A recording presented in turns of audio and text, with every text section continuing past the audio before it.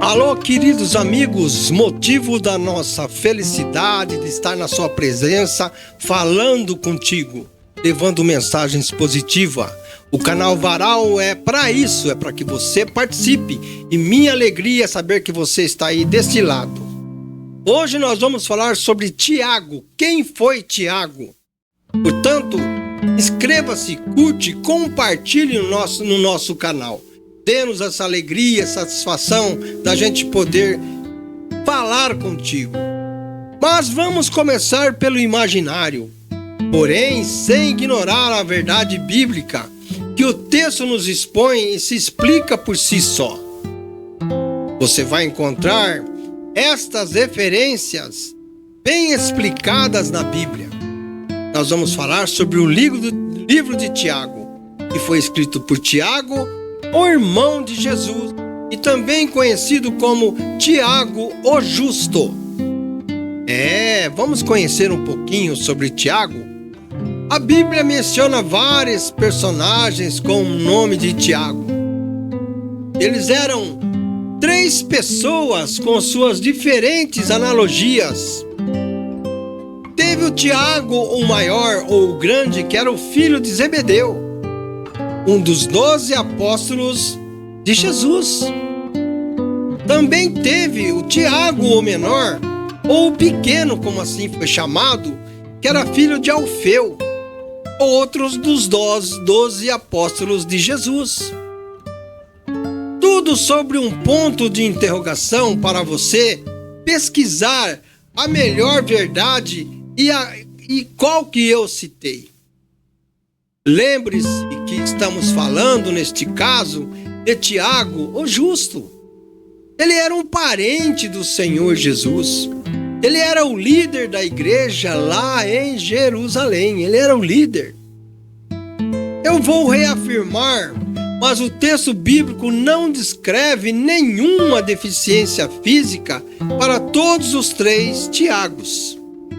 Apenas o apóstolo Tiago, filho de Alfeu, também conhecido como o Tiago menor, que nem eu falei, você vai ver isso lá em Marcos, capítulo 15, versos 40, uma possível referência à sua estatura, ou por ser mais jovem, que o outro Tiago, que era o filho de Zebedeu, ele é retratado como uma pessoa deficiente, mais especificamente como portador de escoliose grave e paralisia cerebral. Será que isso é verdade? Pesquise. Mas tudo baseado em alguns estudiosos, porém inverossímeis ou até mesmo duvidosos acreditar e entender que os 3 eram deficientes. Eu espero que você tenha entendido muito bem. São estudiosos que criaram isso. Ele se identifica como um servo de Deus e do Senhor Jesus. Do Senhor Jesus Cristo. No primeiro versículo da epístola de Tiago, no capítulo 1, verso 1, e não usa sua relação familiar com Jesus como base para você achar que ele era uma autoridade, mas sim sua posição como um líder da igreja primitiva de Jerusalém. Ele não quis usar esse artifício da parentela. Quem foi Tiago, irmão de Jesus, a que se referimos? Vamos ver? Ele foi um líder, conforme eu falei. Foi o líder da igreja após a sua conversão. Tiago se tornou um dos líderes mais importantes da igreja cristã em Jerusalém. Ele teve um papel crucial no Concílio de Jerusalém. Preste muito bem atenção naquilo que eu vou falar para vocês. Tiago, ele escreveu a carta a partir de Jerusalém, onde ele vivia, aonde ele liderava a igreja, muito provavelmente entre os anos de 45 e 48 anos depois de Cristo, antes do Concílio de Jerusalém. Por ter sido o primeiro livro do Novo Testamento a ser escrito, a datação é aproximada, mas a atuação em Jerusalém como líder da igreja é o que mais se aproxima da sua localização, no tempo e no espaço. Ele se descrevia como um servo de Deus e do Senhor Jesus Cristo, mas não como um parente. Na verdade, ele não quis usar dessa parentela para se elevar na sua vida espiritual. Olha, eu sou o irmão de Jesus. Não, não, não. O livro de Tiago é conhecido por seus ensinamentos puros, ensinamentos práticos, ensinamentos éticos, focando em como viver a fé através das ações concretas, como paciência nas tribulações, o controle da língua e a sua grande imparcialidade. Tiago, lá no capítulo 2, verso 1, verso 19, ele declara que quem crê na existência de um só Deus é uma verdade fundamental que até, presta atenção, os demônios reconhecem a ponto de tremerem. Até os inimigos têm medo disso. O versículo sublinha que a crença verdadeira deve ser acompanhada por ações, pois uma fé sem obras, ela é morta, ela é inoperante, ela não tem sentido, ela não tem fundamento. Tiago 2, versos 19 afirma que apenas acreditar em Deus não é suficiente para a salvação.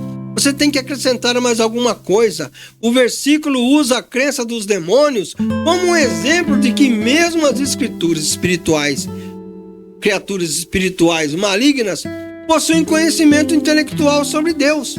Até o diabo sabe o poder que Deus tem. Até ele sabe. Mas vamos se basear na fé viva versus a fé morta. A fé sem obras é inútil. O versículo contrapõe a fé intelectual e o reconhecimento da existência de Deus como uma fé genuína e transformadora, que se manifesta em atos de misericórdia e grande obediência. Tiago continua lá no versículo 20, questionando um homem vão, um homem sem sentido. Se certifica de que a fé sem obras é inútil, e o homem sem sentido, ele age assim. Ele usa a fé de Abraão, que foi justificado pelas obras, como um grande exemplo de que a fé e obras estão interligadas, estão juntas, caminham juntos. Em resumo, Tiago capítulo 2, verso 19, serve como um ponto de partida para argumentar que a fé verdadeira, para ser eficaz, ela deve ser demonstrada através de ações concretas, como o amor, a justiça e tudo que há de bom e tudo que há de bom.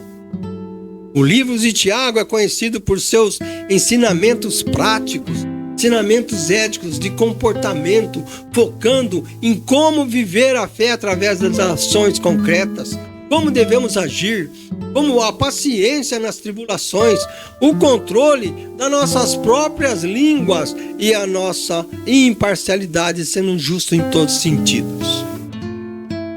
Como Tiago passou a escrever o livro, ele não era um seguidor de Jesus durante o tempo de Cristo na terra, mas o tornou-se depois de testemunhar o Cristo ressurreto.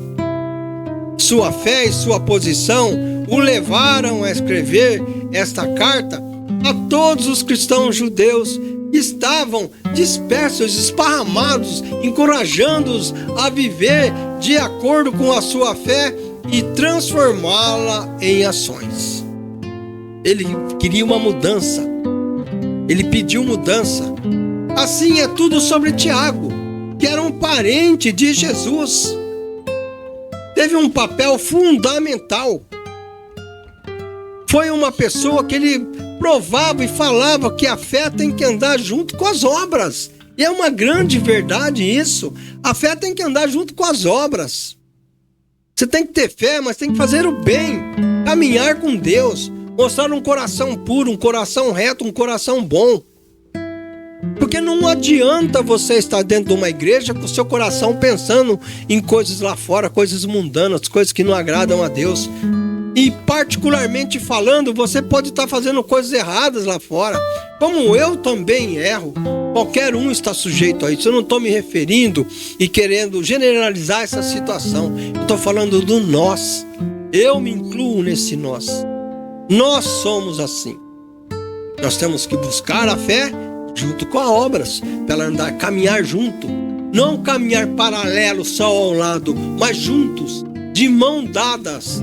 E assim nós teremos um grande sucesso em nossa vida nesse sentido.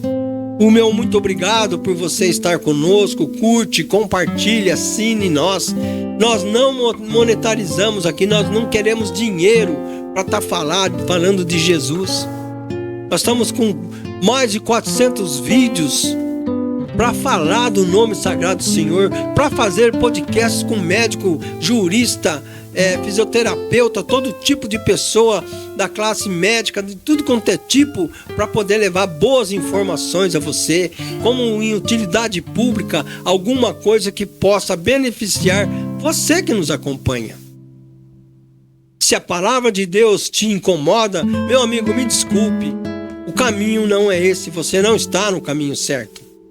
Participe conosco, inscreva-se no nosso canal e vem conosco, e que nós tenhamos um dia abençoado em nome de Jesus.